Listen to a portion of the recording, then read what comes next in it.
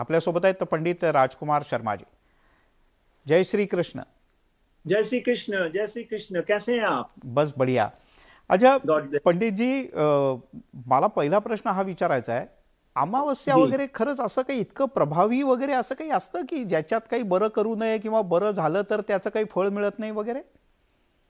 देखिए, ऐसा है कि आम्ही लोक हिंदुस्थानमध्ये इंडियामध्ये राहिला आहे हम्म, आणि हिंदू आणि सनातन धर्म जो आहे ते पंचांग पद्धतीचा अनुकरण करतात। बर त्यामुळे आपल्याला एक गोष्टी ऐकून घ्यायची की आपला नाव काय, आपले नावची राशी काय, आपला शुक्ल पक्षमध्ये की कृष्ण पक्षमध्ये जन्म झाला। एक बर गोष्टी ऐकून घ्या साहेब की Bharatiya Janata party, particularly Bharatiya Janata party असू द्या, शिवसेना असू द्या, जो हिंदुत्वची ची गोष्ट करतात त्यांना ते मुहूर्त बघायलाच पाहिजे आणि बर ते बघतात। आज आम्ही इंग्लंडमध्ये राहायला नाही, आम्ही बर अमेरिकामध्ये राहायला नाही की मुहूर्त बघायला नको, ते ते लोक पण मुहूर्त बघतात। ठीक आहे। आमच्याकडे तर फॉरेनचे लोक पण येतात की मुहूर्त बघतात साहेब। आणि आपल्या भारतात आपण राहतात आणि भारतात असे प्रकरण घडतात आणि ते पण कुठेतरी ताऱ्याचा खेळ असतो आणि बर एक ग्रहाचा खेळ असतो। एक ग्रहाच्या खेळामुळे हे सगळे मुसीबत गोष्टी झालेले। घडतात। बर, पण मग पंडित येस जी येस। तुमच्या दृष्टीने आत्ताचा आकड्यांचा किंवा ताऱ्यांचा खेळ काय सांगतोय? महाराष्ट्रात पुढच्या 2 दिवसात किंवा अमावस्येनंतर काय होणार? हे बघा साहेब, अमावस्यानंतर मला असं वाटतंय की फ्रायडे आणि सॅटर्डे हे दोन दोन दिवस महत्वाचे आहे। हे 2 दिवसात सत्ताच्या चित्र समोर येईल आपल्याकडे। डेफिनेटली फ्रायडे नाईट और सॅटर्डे नाईट हे 2 दिवसात आपल्याला नक्की समजून जाईल की मुहूर्त किती कधीचा आहे आणि कधी सरकारच्या स्थापना होणार। आणि आपल्याला माहिती आहे की मी खूप टेलिव्हिजन चॅनलवर आपला प्रोग्राम करते आणि हे प्रेडिक्शन पण आम्ही केली होती की जून जुलै ऑगस्ट मध्ये भारतीय जनता पार्टी पुणे येऊ शकतात आणि महाविकास आघाडी जो आहे, महाविकास आघाडी डेफिनेटली काहीतरी महाविकास आघाडीमध्ये गोंधळ होऊ शकतो, प्रॉब्लेम येऊ बर, शकतो। पण मग पंडित जी, तसं बघितलं तर भाजप सोबत शिवसेना इतकी वर्ष होतीच ना, आता ती हो महाविकास होती। आघाडीत गेली।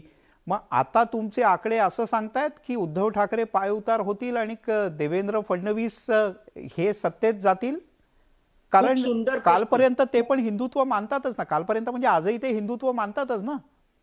तो हिंदुत्व मागताच आहे, नक्कीच। I I believe in it. आणि बाळासाहेब पासून आजपर्यंत ते हिंदुत्व मानतात आणि मुहूर्त पण काढतात, मुहूर्त घेतात पण आमच्याकडनं कुणाकडनं घेतात मुहूर्त, नक्कीच मुहूर्तांच्या अनुसरण करतात ते। बर आता आज मी उद्धव ठाकरे साहेबांची कुंडलीचा अध्ययन केला तर उद्धव ठाकरेंचा जन्म 27/7/1960, उद्धव बाळासाहेब ठाकरे, सिंह राशी। 2021 पर्यंत त्यांची गुरुची महादशा होती आणि गुरुची महादशा मुळे त्यांचा राजकारण यानी राजयोग चालू होता। बर मी आय विल रिपीट इट की 2021 पर्यंत 12 ऑक्टोबर 2021 पर्यंत त्यांची गुरुची महादशा चालू होती।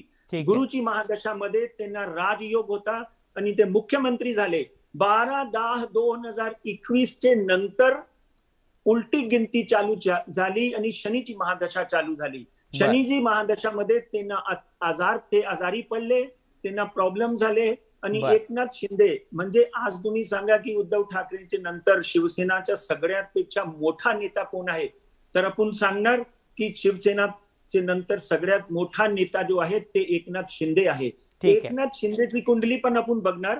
पण बर आता उद्धवजीची शनीची महादशा चालू आहे साहेब आणि शनीची महादशा 12/10/2021 पासून 15/10/2024 पर्यंत त्यांची शनीची महादशा चालू आहे। बर ह्यांची प्रकृतीसाठी, ह्यांची राजनीतीसाठी आणि ह्यांची सामाजिक प्रतिष्ठासाठी हे काल जो आहे वाईट है। डेफिनेटली उनको ये बर समझ लीजिए कि रेजिग्नेशन देना पड़ सकता है और आने वाले दिनों में उनको ये तकलीफ और हो सकती है बर और आने वाले दिनों में उनको और तकलीफ हो आता सकती है। आता पंडित जी, महाराष्ट्राच्या राजकारणातले एक तिसरी व्यक्ती फक्त राहिली, त्यांच्याबद्दल सांगून टाका, देवेंद्र फडणवीस।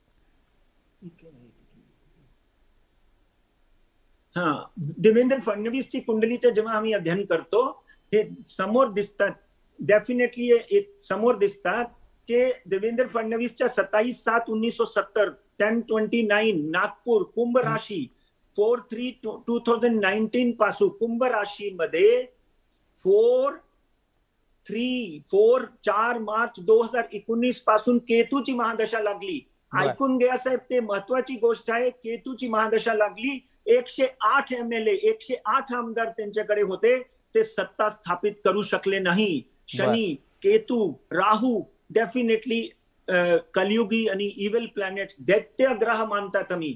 त्यांना सत्ता स्थापना करण्याची संधी होती, पण उद्धव ठाकरे, शरद पवार आणि काँग्रेसनी मिळून महाविकास आघाडी व्यवस्था स्थापित केली. आणि आता आम्ही बघतो की केतूची महादशा आता आपल्याकडे, आणि दर्शकाला एक प्रश्न आहे की केतूची महादशा आता पण चालू आहे, आता कसं स्थापित करू शकतो?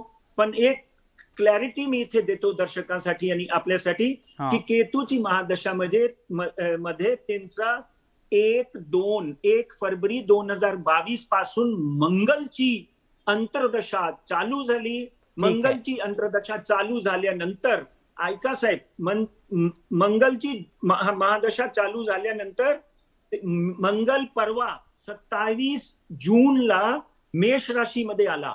मेष राशी मंगलाची आपली स्वतःची राशी आहे, त्याच्यामुळे ती फायद्याची आहे. ते मंगल राजनीति का कारक है, त्यामुळे डेफिनेटली मंगलची राशी. ठीक आहे, पण मग गुरुजी, शेवटचा प्रश्न महाराष्ट्रातल्या जनतेच्या दृष्टीने महत्वाचा. उद्धव ठाकरेंचं काय होईल, एकनाथ शिंदेंचं काय होईल, फडणवीसांचं काय होईल, हे सगळं ठीक आहे, पण महाराष्ट्राच्या जनतेला जरा स्थिर सरकार मिळणार का पुढच्या 2.5 वर्ष? डेफिनेटली. एक गोष्टी ऐकून घ्या साहेब, लोकांसाठी आणि महाराष्ट्रासाठी उद्धवजींनी चांगले काम केले. करोना कालमध्ये डेफिनेटली नंबर 1 महाराष्ट्र झाला. करोना कालमध्ये ते आजारी होते, तेव्हा पण ते कामाला लागले होते. मी हे सांगू शकत नाही की उद्धवजींनी चांगले काम नाही केले, पण भाग्य जायते सर्वदा न पुरुषुम न कौशलम. भाग्य बहुत बड़ा रोल प्ले करता है. एक चाय बनाने वाला व्यक्ति प्राइम मिनिस्टर बन जाता है, बकरी चराने वाला व्यक्ति अमेरिका का राष्ट्रपती बन जाता है. त्यामुळे आज उद्धवजीची कुंडलीमध्ये दिवस वाईट आहे, देवेंद्र फडणवीसची कुंडलीमध्ये दिवस चांगले आहे. एकनाथची कुंडली पण मी इथे काढलेली आहे. आपण अनुमती दिली तर मी एकनाथची कुंडली. आपल्याला वेळेची, पंडितजी, आपल्याला वेळेची थोडीशी मर्यादा आहे आणि काही आकडे आता आपण उघड न केलेले बरे. काही आकडे हे तसेच राहू द्यात, काही दिवसाने आकडे समोर येतील.